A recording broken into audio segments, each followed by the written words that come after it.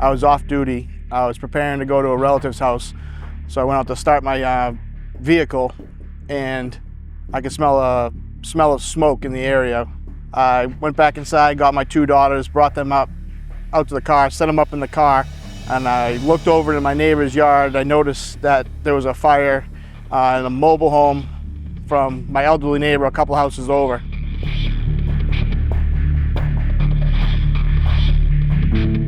I proceeded to head over to the area, going through my neighbor's yard, trying to call 911, which the call did not go through. I noticed him in his house. He was about to go on duty. He's a lieutenant in my town. So I went in the house and explained to him what was going on and asked him to call 911.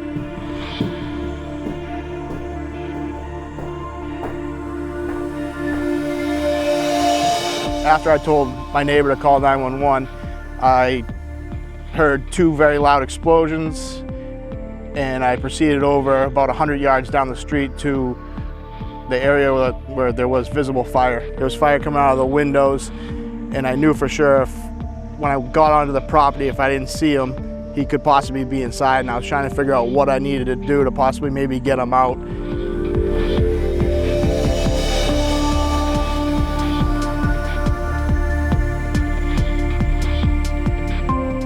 I proceeded up to the mobile home, went around the left side, didn't see anything. Went around the right side, that's when I noticed him in the doorway. So when I noticed him that he's in the doorway and he's trying to go back in, I noticed that there's flames coming out of the doorway up top, a lot of black smoke, just a lot of heat. And at that point I noticed his jacket was burning, his face was burnt, his hands were burnt. I said, "Don, I don't want you to get hurt, and I don't want to get hurt." And he said, "I don't want to lose all my things, and I don't want you to get hurt." And he told me to go back to the street, and I said, "I'm not leaving you here."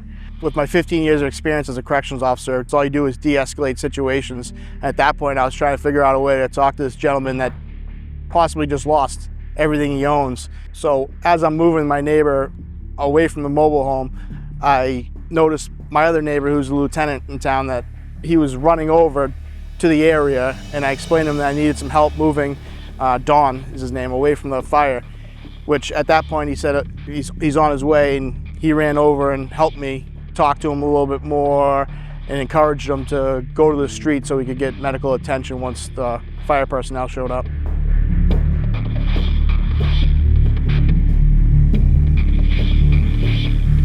Officer Mullen is one of our very best corrections officers here at the Middlesex Sheriff's Office. He uses his training and professionalism, but he always has a place for compassion. I think that's something that played out here.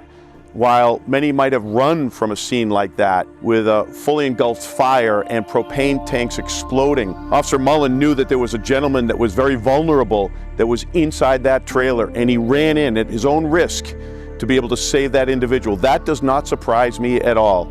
On behalf of the entire Middlesex Sheriff's Office, I offer Officer Mullen our congratulations for a job well done. I would do exactly what I did again, knowing I helped them out, and I got there faster than anybody else in the area could have got there, because who knows, a minute later it could have been completely different. We just don't know that. And I would have reacted the same way.